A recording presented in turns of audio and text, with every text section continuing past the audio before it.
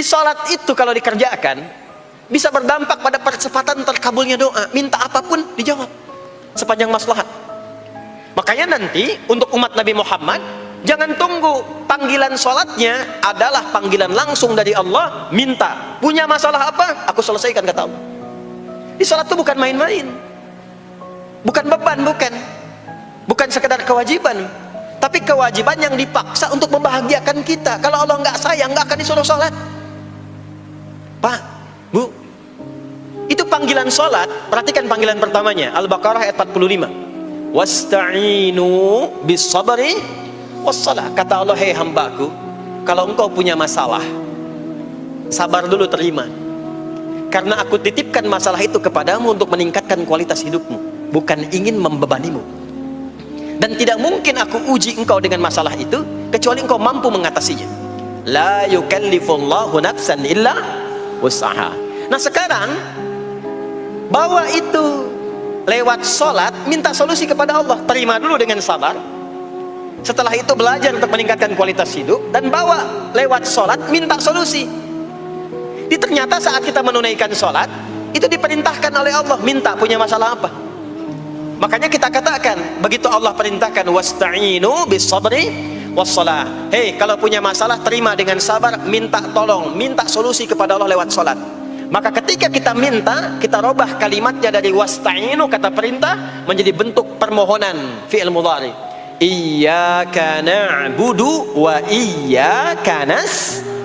Itu ketika Anda mengucapkan iyyaka na'budu wa iyyaka nasta'in, fikihnya begini, ucapkan di lisan, hadirkan dalam hati dan pikiran kita masalah apa yang sedang kita rasakan.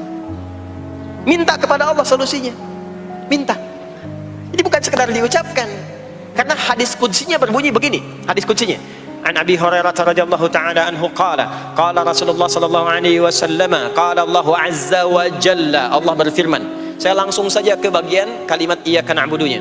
Idza qala al-'abdu, kalau seorang hamba berkata dalam salatnya, iyyaka na'budu wa iyyaka nasta'in, ya Allah, sekarang hamba salat kepadamu, ibadah hanya kepadamu, seperti yang kau perintahkan.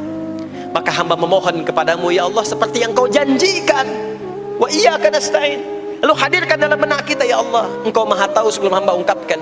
Hamba punya persoalan ini. Mohon kepadamu, ya Allah, hilangkan semua masalah itu. Berikan hamba solusi yang terbaik. Berikan hamba keberkahan darimu. Itu sekilas hadir dalam jiwa kita. Maka apa yang terjadi?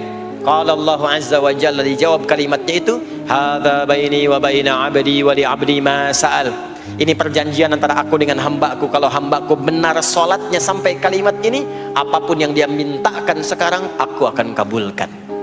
Sepanjang itu ada maslahat untuk dirinya. Dicontohkan itu oleh Nabi Zakaria. Beliau itu minta saat berdiri, Pak, bukan saat sujud. Dimulai dari berdiri, nanti akumulasinya saat sujud. Itu berdiri aja, kalau benar mintanya dikabulkan. Tidak menunggu selesai sholat. Dan ada fikihnya, nggak sembarangan, ada fikihnya nanti. Ada fikihnya, ya, ada tuntunannya. Poinnya adalah sholat itu solusi. Makanya jangankan Nabi yang tadi saya sebutkan, Nabi Ismail, itu saking pentingnya sholat, wasiat beliau yang diviralkan di Al-Quran untuk semua keluarganya, sholat. Ada di Quran surah 19 Maryam ayat 55. Wa kana ya'muru ahlahu bis salah. Kata Allah, dan tercatat Ismail itu pernah berwasiat meminta semua keluarganya, hei, sholat. Jadi kalau kita mau urut sampai ke atas, semua sholat. Muhammad sallallahu alaihi wasallam bin Abdullah bin Abdul Muttalib bin Hashim bin Abdul Manaf bin Qusay bin Murrah bin Kilab bin Ka'ab bin Ghalib bin Figir bin Malik bin Nadar bin Kinana bin Khuzaimah bin Mudrikah bin Ilyas bin Nizar bin Mudar bin Ma'ad bin Adnan bin Addi bin Adri bin Muqawwam bin Nahur bin Tarikh bin Ya'rub bin Yasjub bin Nabit bin Ismail alaihi salam bin Ibrahim alaihi salam bin Azar atau bin Nahur bin Abir bin Kinan bin Arfakhshad bin Sam bin Nuh alaihi salam bin Mikhlail Matusyalah bin Kinan bin Anwas bin Thith bin Adam alaihi salam. Semua salat. Coba ulangi itu. Semua salat. Para nabi salat, para rasul salat. Anda bukan nabi, bukan rasul, nggak mau sholat dan pengen mudah hidupnya, pengen masuk surga Firdaus lagi. Anda sehat, Nah, jadi ini pentingnya salat itu bukan cuma kewajiban, tapi diwajibkan, dipaksa dengan wajib itu supaya bahagia, supaya falah. Makanya kalau ada panggilan azan, cara memahaminya ini falah. Oh, ini solusi saya di sini nih. Kebahagiaan saya ada di sini. Kesuksesan saya ada di sini. Ya, makanya ketika dipanggil oleh muadzin, hayya 'alas shalah, labbaik, siap saya. Di sini. Ini poinnya. Nah, saya sambungkan kembali, ya. Ketika seseorang dilatih lewat sholat dan sudah mulai tersambung dengan Allah Subhanahu wa ta'ala, maksudnya ingat Allah, tertatalah semua aktivitasnya, maka berubahlah lewat sholat ini, lewat latihan ini, semua kegiatannya berubah, didorong menjadi amal soleh. Karena itu setiap orang yang sholatnya benar, yang pertama dianugerahkan oleh Allah kepada orang sholat itu bukan dunia, tapi perubahan perilakunya menjadi lebih baik. Jadi bukan kaya dulu, ya. Abdurrahman bin Auf tuh hijrah masuk Islam, dilatih sholat, malah hartanya hilang semua, dirampas. Tapi setelah itu jadi apa? Jadi orang paling kaya, ya. Abu Bakar As-Siddiq, Utsman bin Affan, Umar bin Khattab, pertama kali masuk Islam kan latihannya sholat. Apakah langsung kaya? Jadi pemimpin, jadi diplomat? Amr bin As bisa ekspedisi dari Afrika Utara sampai ke Syam? Tidak. Yang diberikan apa? Perubahan perilaku dulu, dihilangkan sifat-sifat buruknya, dijaga dengan kemuliaan. Jadi dua sumber yang menjadikan manusia itu buruk dalam nafsunya itu ada dua. Di nafsu itu nanti punya dorongan untuk mengarahkan kepada yang buruk, namanya fujur. Lawannya nanti takwa. Lawannya takwa di Quran surah Asy-Syams surah 91 ayat 7 sampai 10. Wa nafsi wa ma sawaha fa alhamaha fujuraha wa taqwaha. Nah, fujur itu nanti yang membisikkan, mengarahkan kepada hal-hal yang negatif. Itu yang ditunggangi oleh setan. Setan memberikan was-was itu ke nafsu, ke fujurnya. Alladzi yuwaswisu fi sudur inna. Di dalam sudur ada qalbu, di dalam qalbu ada nafas, di dalam nafas ada fujur. Fujur itu yang digoda. Maka keluarlah kemudian dua hal. Yang pertama ada yang disebut dengan fahsya. Fahsya itu dorongan dari syahwat untuk berbuat yang menyimpang. Pornografi, porno aksi, LGBT, kata-kata jorok itu fahsya. Nanti temannya adalah mungkar. Mungkar itu keburukan yang diingkari, ditolak oleh hati, sumbernya nafsu perut dan akal. Mencuri itu mungkar, merampok itu mungkar, korupsi, membunuh, menipu itu mungkar. Jadi sumber keburukan itu cuma dua. Kalau bukan fahsya itu mungkar. Orang yang sholatnya benar, maka parameternya itu, ukuran pertama kali dia dapatkan adalah ditutupnya oleh Allah, dijaganya oleh Allah keadaan nafsunya, sehingga dia tidak dikontrol oleh perbuatan fahsya dan mungkarnya. Maka aktiflah sinyal takwanya. Takwa itu lawan nafsu. Makanya nanti kaitan takwa dengan nafsu sama-sama disebutkan. Nafsu 115 kali, takwa yang terkait fungsi nafsu 115 kali. Takwa digembosi, ya, awas, diwaswasi oleh setan, setan disebutkan 88 kali. Takwa disupport oleh malaikat, malaikat di Quran disebutkan 88 kali. Ini bukan ilmu tak-atik, hitung sendiri aja kalau mau. Itu menarik tuh. Karena sama, kalau Anda mendengar suara adzan kan ada bisikan kan? Cepat, sudah adzan, siap-siap. Itu malaikat tuh. Tapi begitu selesai adzan, la ilaha illallah, tenang, baru adzan, belum qomat. Itu setan.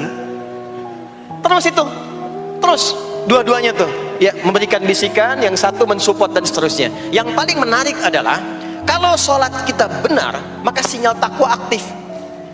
Makanya amalan takwa pertama itu sholat. Setelah beriman, amalan takwa pertama sholat. Al-Baqarah ayat 2 dan 3. Dzalikal kitabu la raiba fi hudal lil muttaqin. Siapa muttaqin, orang takwa di situ? Ayat 3-nya, alladzina yu'minuna bil ghaibi wa yuqimunas sholat. Jadi kalau sholatnya aktif, takwanya aktif, sinyalnya aktif, sinyal itu yang akan menutup fahsya dan mungkar. Maka turunlah Quran surah ke-29 ayat ke-45. Utlu ma uhiya ilaika minal kitabi wa aqimis shalah. Kita hafal tengahnya, innas salata tanha 'anil fahsya'i wal munkar. Maka kalau orang sholat tidak akan berbuat fahsya, tidak ada lagi yang melambai laki-laki. Allah, ini nggak ada. Laki-laki yang laki-laki, perempuan-perempuan. Nggak ada lagi tontonan-tontonan pornografi. Yang jorok-jorok, yang kotor-kotor. Nggak ada lagi kata-kata kotor di lisan itu. Karena lisannya dilatih untuk mengucapkan yang baik-baik. Allah, sami'allahu liman hamidah, subhanallah, alhamdulillah, Allahu akbar. Makanya pasca sholat itu berubah. Maaf ya, Allah tidak memberikan kepada Nabi Muhammad SAW tongkatnya Nabi Musa, mukjizatnya Nabi Isa, apalagi Nabi Ibrahim dan selainnya. Tapi Allah turunkan Al-Quran kepada Nabi Muhammad SAW, lalu dipraktekkan Quran itu pertama lewat sholat. Anda tahu apa yang terjadi? Nabi Muhammad itu diutus oleh Allah dalam lingkup masyarakat yang sangat terbelakang dan hatam kriminal. Jadi kriminalnya bukan dikerjakan, hatam. Dan nyaris tidak kenal kebaikan, makanya disebut dengan jahiliyah. Kalau Bapak Ibu tanya di zaman Nabi, ya maaf, ada pezina? Bukan cuman ada, hatam, perfeksionis zinanya. Membunuh itu, ya, mabuk, ada orang mabuk kekinian di zaman jahiliyah, pemabuk amatir itu 5 kali sehari mabuknya. Yang amatir. Jadi kalau baru mabuk sekali, 2 kali itu coba-coba. Amatir itu 5 kali. Pembegal. Ya, sekarang kita dengar berita ada begal ini itu. Jahiliyah itu sekampung begal semua. Kampung Gifar. Tapi Allah menghendaki Rasulullah latih lewat sholat.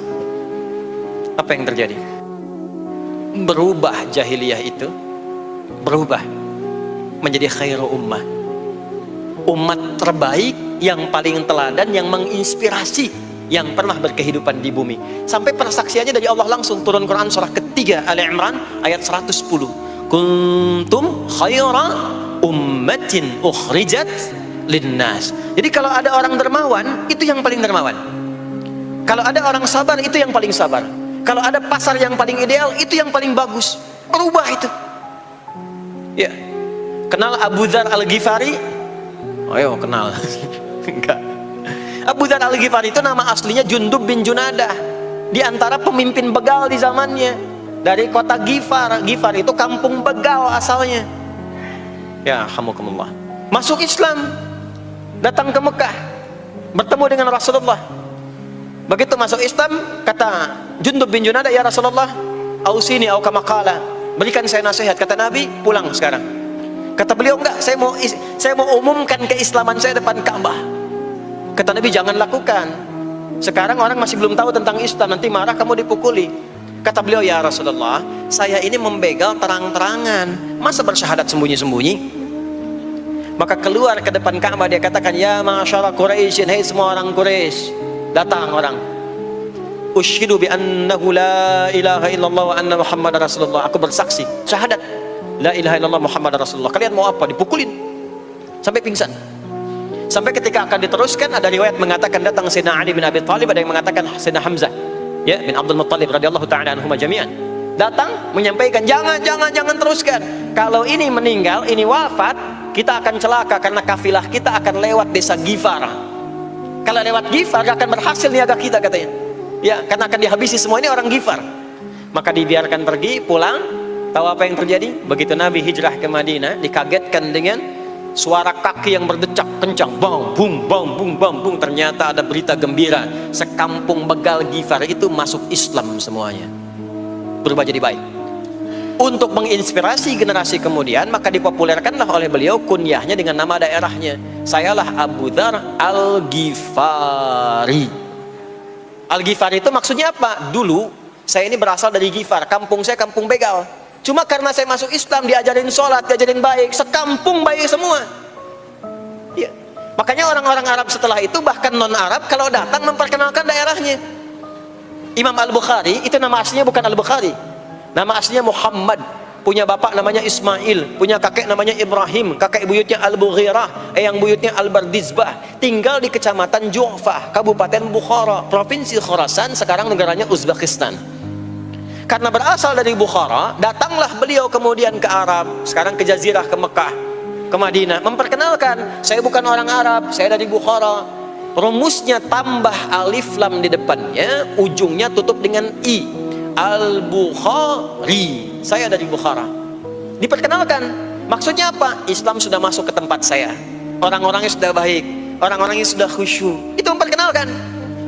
Orang tua kita Syekh Yasin dari Padang, maka diperkenalkan Syekh Yasin Al-Padangi. Syekh Ahmad Khatib dari Minangkabau, Syekh Ahmad Khatib Al-Minangkabawi. Syekh Abdul Somad dari Palembang, Syekh Abdul Somad Al-Palembangi. Syekh Nawawi dari Banten, Syekh Nawawi Al-Bantani. Nanti ada Pak Ghafur dari Pondok Indah, ya, Masjid Raya Pondok Indah, datang ke Mekah umrah haji. Ana Ghafur Al-Masjid Raya Al-Pondok Indahi, gitu. Itulah salat. Salat. Jadi salat itu merubah keadaan kita lebih baik. Itulah sebabnya kenapa 5 waktu. Karena Allah inginkan di setiap waktu kita jadi orang baik. Di setiap waktu kita bahagia. Setiap waktu selesai persoalan. Datang masalah subuh, ya, antara subuh ke zuhur kan ada masalah tuh. Gak mungkin ada orang dari subuh ke zuhur gak punya masalah tuh, gak mungkin. Tuh wajahnya udah kelihatan tuh. Ya, makanya kita datang, ya, menghadap kepada Allah, minta diselesaikan, minta diberikan taufik, sujud kita. Diberikanlah solusi. Zuhur ke asar ada masalah, datang saat asar. Asar ke maghrib punya masalah, datang. Makanya semua ulama dulu seperti itu. Al-Bukhari itu menuliskan kitab sahihnya itu 16 tahun. Setiap satu hadis akan ditulis, sholat dulu. Sholat dulu. Begitu tenang, nyaman, baru tuliskan. 16 tahun. Itulah sholat. Nah, dari sekian waktu yang 5 kali itu, ada waktu yang spesial. Waktu spesial inilah yang ingin saya bahas, yang tadi disampaikan dalam pengantar sambutan. Jadi ini inti yang mau saya katakan. Ini barusan muqaddimah tuh. Barusan muqaddimah. Baik. Kan kita sholat berapa kali sehari? Kita hitung. 1, subuh. 2, zuhur. 3, keempat, yang kelima, isya. Berapa jumlah rakaatnya? 17. Baik ya. Itu nomor telepon untuk koneksinya. Koneksi kita dengan Allah nomornya catat ya. 24434. Ya, kalau ditanya berapa nomor koneksi dengan Allah? 24434. Subuh 2, zuhur 4, asar 4, maghrib 3, isya 4. 5 waktu kan? Baik. Di 5 waktu ini kita dijaga, diinginkan menjadi hamba yang baik, bahagia, nggak lekat dengan masalah, tuntas semua. Saking sayangnya Allah sama kita. Kalau nggak sayang nggak disuruh sholat. Itulah sebabnya ketika diperintahkan menunaikan waktu sholat, diberikanlah gambaran waktunya. Tapi yang jadi persoalan kita sekarang yang akan dibahas, di antara sekian waktu itu ada waktu-waktu yang spesial. Ada waktu-waktu yang spesial. Dari mulai subuh ke isya itu ada yang dispesialkan oleh Allah karena ada bonus berlipat di dalamnya. Waktu apakah itu? Mari kita bacakan dulu mulai dengan Quran surah kedua ayat 238. Paling kanan sebelah atas di mushaf standar. A'udzubillahi minasyaitonirrajim. Bismillahirrahmanirrahim. Mohon izin saya agak lambatkan sedikit ritmenya karena ini inti yang mau kita bahas. Tadi muqaddimah makanya saya percepat ya. Hafizu 'alas salawati was-salatil wusta wa qumu lillahi qanitin. Hafizu. Kalau Bapak Ibu lihat mushaf terjemah, diterjemahkannya dengan jagalah. Jagalah itu ihfadhu, hafidha yahfadh. Tapi kalau ada alif setelah hafidhu, itu berarti fi'il madhinya, past tense-nya, akar kata kerjanya hafadha, yuhafidhu. Alifnya mufa'alah, bermakna saling. Jadi mengartikannya begini, hafidhu 'alas salawati. Hei, hendaklah kalian saling menjaga waktu sholat. Kalau saling itu sendirian atau banyakan? Banyakan. Jadi kalau bapak di rumah ada 5 orang, bapak, ibu, dan 3 orang anak, maka jangan sholat sendirian, Pak. Ingatkan anaknya, ingatkan istrinya. Istri bangun duluan, ingatkan suaminya. Makanya waktu sholat itu Maaf, jangan cuma disandarkan pada azan yang kita dengar di masjid, harus hafal. Bahkan nanti gini, di Quran surah keempat ayat 103 itu, di ujung ayatnya itu ada penanda ciri standar orang beriman. Maaf, kita tanya dulu nih, kita beriman tidak hari ini? Halo, beriman? Hati-hati ya, karena kata Nabi ada yang subuh beriman, sorenya sudah kufur tuh. Ya, yusbihu mu'mina wa yumsi kafira. Hati-hati ya. Yuk, apa ciri orang beriman tuh? Iman itu konfirmasinya bisa didapatkan satu melalui suara adzan. Adzan itu sama dengan penanda waktu sholat. Tahu dari mana iman itu bisa dicek dengan suara adzan? Quran surah ke-8 Al-Anfal di ayat yang kedua.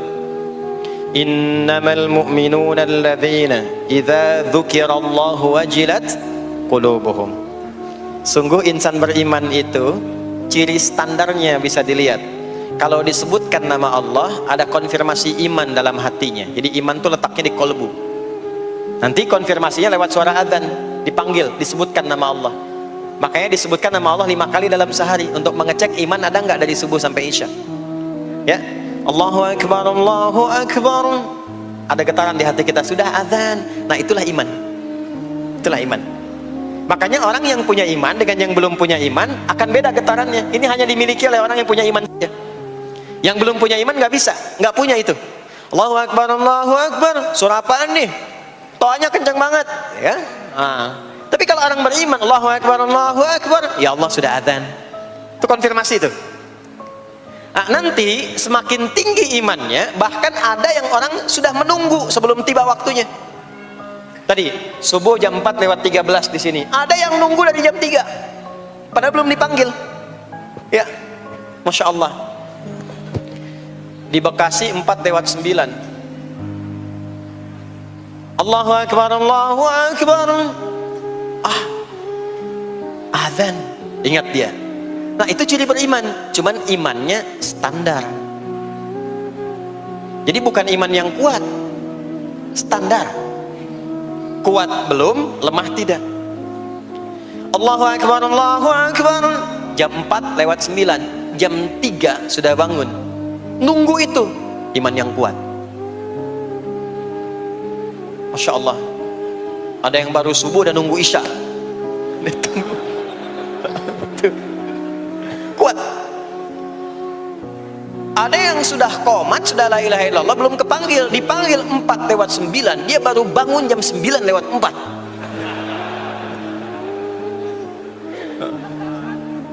Tuh. Nah, ini iman lemah. Di bawah. Ciri standar, karena dipanggil ingat, maka ciri standar orang beriman itu tahu waktu sholat. Harus tahu, Pak, Bu. Itu standarnya. Itu ada di Quran surah keempat, di akhir ayat 103. Inna salata kanat 'alal mu'minina kitaban mawquta. Kalau pakai terjemah balaghah itu bunyinya begini, sungguh orang beriman itu pasti tahu waktu sholat. Nah, jadi kalau ditanya jam berapa zuhur nanti belum bisa kita jawab dengan sempurna, itu artinya apa? Imannya belum naik itu ke level standar, belum menguat. Ya, ini poinnya. Nanti kapan waktu sholat itu tiba? Kalau ada yang belum ingat, jangan dibiarkan tidak ingat. Makanya kata Al-Quran, saling menjaga ya waktu sholat itu. Jangan sampai di keluargamu, ada temanmu, kolegamu, bahkan tetanggamu itu nggak tahu waktu sholat. Bahkan nggak sholat, itu bahaya. Kalau memang sayang sama anak, ingatkan. Sayang istri dengan suami, ingatkan. Tanda istri beriman yang cinta dengan suaminya, tanda pertamanya ketika mengingatkan suaminya pada semua hal yang disukai oleh Allah. Begitu sebaliknya. Maka kata Al-Quran, hafidhu, saling menjaga waktu sholat. Disebutkan di situ alas sholawat, bentuknya begini. Tulisannya alif, lam, wawu, alif, ta maftuha begini. Alas, begini tulisannya. Karena nanti ada yang begini, ada yang begini. As-sholat, ada yang begini. Biar saja, nggak usah. Ada yang begini, ta marbutah. Seperti Al-Baqarah ayat 3, alladzina yu'minuna bil ghaibi wa yuqimunas shalah. Begini tulisannya. Ada yang begini. As-salat pakai alif ta gini. Tapi di Al-Baqarah ayat 238 tulisannya begini. Alas salawati, taknya terbuka. Secara singkat begini, secara singkat. Kalau tulisannya begini, maka yang dimaksud salat fardu. Yang dimaksud salat apa? Salat fardu. Salat fardu itu ada berapa? 5 waktu. Maka kata Allah, hei, saling jaga ya. Waktu salat yang fardu itu yang 5 waktu. Di antara yang 5 itu ada yang spesial. Was-salatil wusta, waktu yang pertengahan, tengah-tengah di antara 5 waktu itu. Yuk kita tuliskan dulu sebentar. Salat ada salat apa saja? Subuh, kemudian zuhur, kemudian asar, kemudian nggak cukup, ambil ke sini, maghrib, kemudian isya. Subuh, zuhur, asar, pindah sini, maghrib, isya. Lihat rumusnya. Jadi yang sholat pertengahan yang mana? Jangan lihat tulisannya itu ya, karena subuh di tengah-tengah disebutnya subuh ya. Sholat pertengahan yang mana? Asar apa subuh? Subuh apa asar? Apa dalilnya?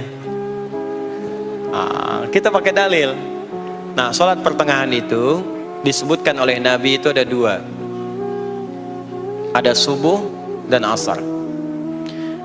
Qala Rasulullah sallallahu alaihi wasallam yata'aqabuna fikum malaikatul laili wa malaikatul nahari fi salatil asri wa fi salatil fajri. Berebut semua malaikat yang bertugas di siang dan malam, berebut membersamai kita. Kalau berebut itu artinya kalau ada yang berdoa diaminkan, kalau ada yang mohon ampun diistighfarkan oleh malaikat. Jadi malaikatnya minta kepada Allah, ya Allah ampuni si fulan, ya Allah ampuni si fulan, ya Allah si fulan, dan seterusnya sampai selesai. Itu khusus di salat asar dan salat subuh.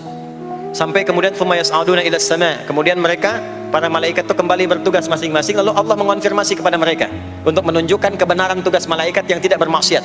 Allah Maha tahu tentang hambanya, Maha tahu. Tapi Allah ingin menunjukkan kepada kita apa yang benar dari lisan malaikat itu yang nggak pernah berdusta. Ya, maka Allah bertanya kepada malaikat, bagaimana keadaan hambaku ketika engkau tinggalkan? Maka disampaikan oleh malaikat itu, ya Allah, aku meninggalkan hambamu si fulan, dia sedang menunaikan ibadah, dia sedang sholat kepadamu, dan khusyuk berdoa, dan seterusnya. Maka apa jawabannya? Saksikanlah, ketika malaikat menyampaikan sedang ibadah, maka turun bonus dari Allah untuk mengampuni dosa si hamba itu. Itulah manfaatnya waktu pertengahan. Waktunya disebutkan di hadis ini asar dan subuh. Antara asar dan subuh itu masih ada yang unggul, ada yang istimewa lagi. Apa yang istimewa? Antara asar dan subuh yang istimewa terletak di subuhnya. Jadi dari 5 waktu ini, yang pertengahan asar dan subuh, karena amal di bawah ditunjukkan untuk mendapatkan penilaian langsung dari Allah seketika dan memberikan jawaban dari apa yang kita inginkan, asar dan subuh. Tapi dibandingkan asar dengan subuh, bila keduanya dibandingkan, dua-duanya mulia. Maka subuh punya kemuliaan yang tidak dimiliki oleh asar. Ya, makanya nanti asar bisa bertemu dengan zuhur, masih ada jama, masih ada qasar. Maghrib ketemu isya, masih ada jama, ada qasar. Ya, tapi subuh nggak bisa di jama, nggak bisa di qasar. Ya, makanya subuh letaknya jauh, ke isya jauh, ke zuhur jauh. Ya, saya mau jamaah, ya jama antara isya dengan subuh biar nanti bangunnya sekalian gitu, nggak bisa. Ya, maghrib masih bisa dijama dengan isya, isya di qasar dari 4 jadi 2. Maghrib gak bisa dikosor karena 3 gak mungkin jadi 1,5. Ya, zuhur udah 2, masa mau dikurangin lagi? Subuh udah 2, gak mungkin dikurangi lagi. Maka dari itu subuh menyendiri-sendiri. Nah, ada apa kemuliaan di subuh itu? Maka turunlah Quran surah ke-17 ayat 78 yang tadi saya bacakan di awal. Aqimis salata liduluki syamsi ila ghasaqil lail. Sampai sini zuhur sampai isya. Dulu kisyamsi tergelincir matahari itu zuhur. Sampai ghasaqil lail tiba malam itu isya. Lalu ditutup ujungnya wa qur'anal fajr. Khusus untuk subuh itu ditambahkan selain sholat ada bahasa Quran di Quran sendiri. Khusus untuk subuh redaksinya ditambahkan dengan Quran.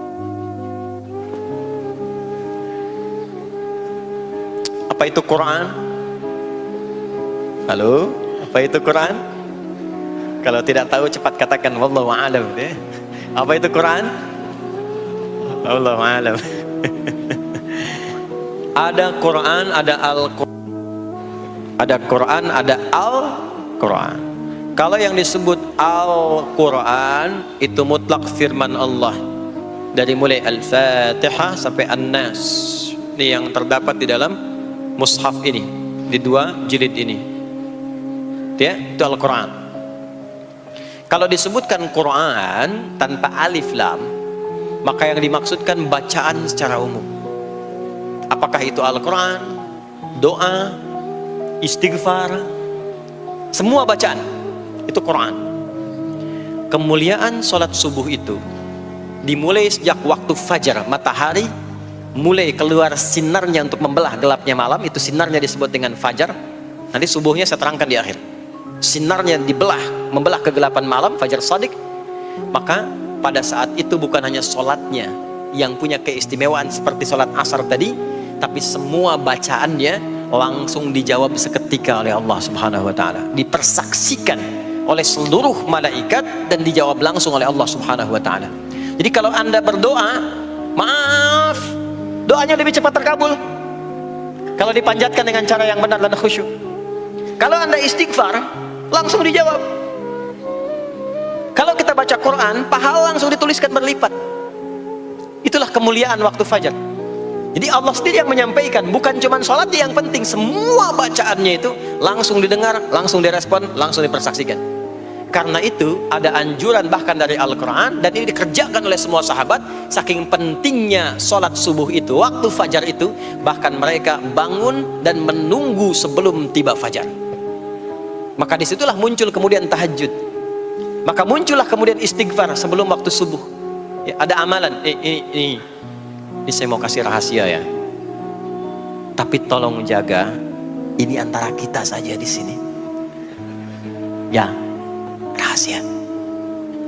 Ada waktu sebelum subuh. Cuman 15 sampai 20 menit kurang lebih. Ingat ya. Kalau dikonversi sekitar 15 sampai 20 menit waktunya. Namanya waktu sahar. Sahar, jamaknya ashar. Jamak itu karena setiap hari oleh Allah dikasih itu. Sahar, jamaknya ashar. Rahasianya di mana? Bapak Ibu, ini waktu yang paling cepat untuk terkabulnya doa. Anda mau minta apa saja, hadisnya qudsi. Ibadi, kata Allah, hambaku, siapapun yang bermohon sekarang aku kabulkan, yang minta aku berikan. Wa man istaghfara liya ghafartu lah. Siapa yang minta ampunan, istighfar, aku ampuni dia sekarang juga. Baik, Bapak Ibu, begini saya tanya nih, kalau ditawarkan minta apa saja diberi, ya, terus minta ampun juga diampuni, pilih mana? Minta apa saja diberi, mau minta apa saja, atau mau minta ampunan istighfar, pilih mana? Jujur aja, kalau ada proyek nilainya 100 miliar, ya, ada utang 1 miliar belum ditutup, terus perlu minta apa saja diberikan, pilih mana? Minta 100 miliar potensi dikabulkan, atau minta diampuni dosa, pilih mana? Pilih salah satu, nggak usah dua-duanya.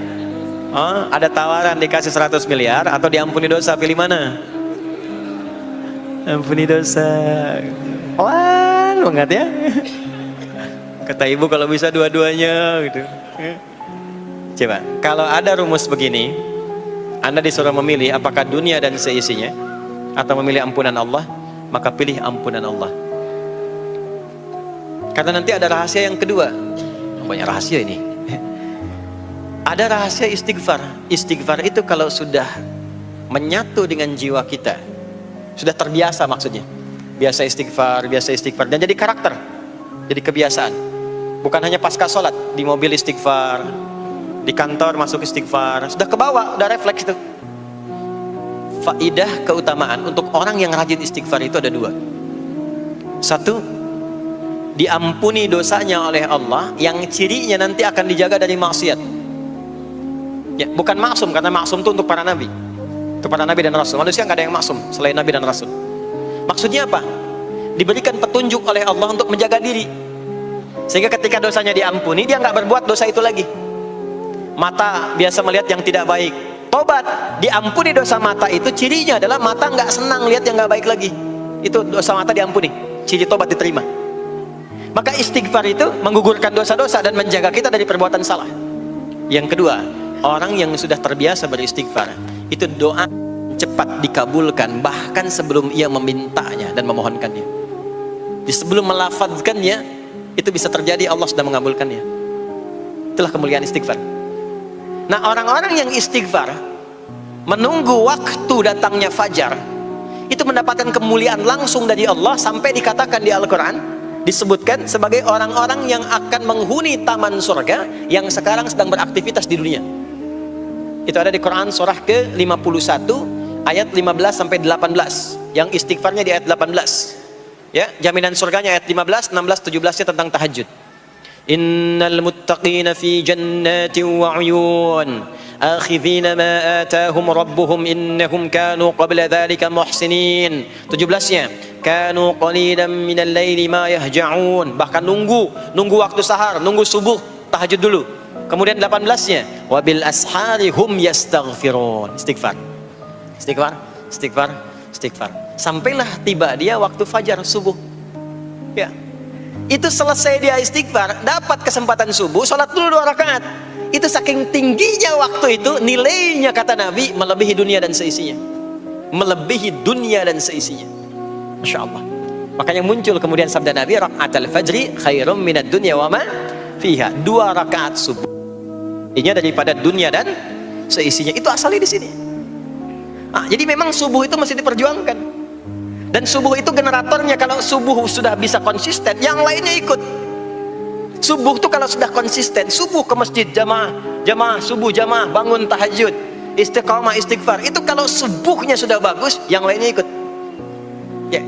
Makanya ada kaum yang sekarang sangat khawatir jumlah orang Islam kalau sholat subuh itu seperti sholat Jumat, sangat takut itu.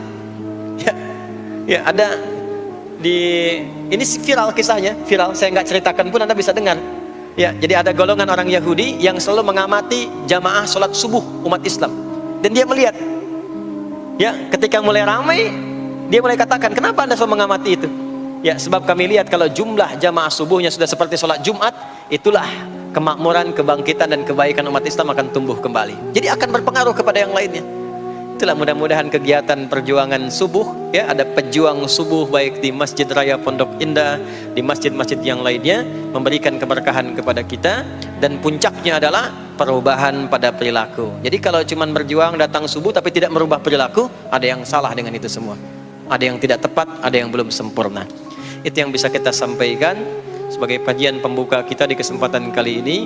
Mudah-mudahan ada manfaat yang bisa kita dapatkan. Kesimpulannya adalah sholat adalah inti amalan kita yang bisa merubah alur kehidupan kita dunia dan akhirat. Salat kunci kebahagiaan, salat kunci kesuksesan, salat kunci datangnya rahmat Allah Subhanahu wa taala. 2, Allah meminta kita menunaikan salat 5 kali dalam sehari untuk memudahkan semua urusan kita di setiap waktu dalam sehari itu. Dan yang ketiga, di antara sekian 5 waktu itu ada waktu-waktu yang istimewa, yaitu asar, dan yang paling istimewa adalah subuh ataupun fajar. Mudah-mudahan kita bisa konsisten menunaikan dan menjaga waktu salat itu sampai kita pulang kepada Allah dalam keadaan husnul khatimah. Sementara itu yang disampaikan. Baik, mudah-mudahan ada keberkahan dari apa yang telah disampaikan. Pasti apa yang saya sampaikan pasti ada salah, pasti ada yang kurang tepat, pasti ada yang keliru disampaikan. Mohon diingatkan supaya saya koreksi, tinggalkan yang salahnya, ambil yang benar, yang baik, yang kira-kira bisa diamalkan. Jauhi hal-hal yang bisa menjauhkan kita dari Allah, dan semoga kita semua diwafatkan dalam keadaan husnul khatimah insyaallah.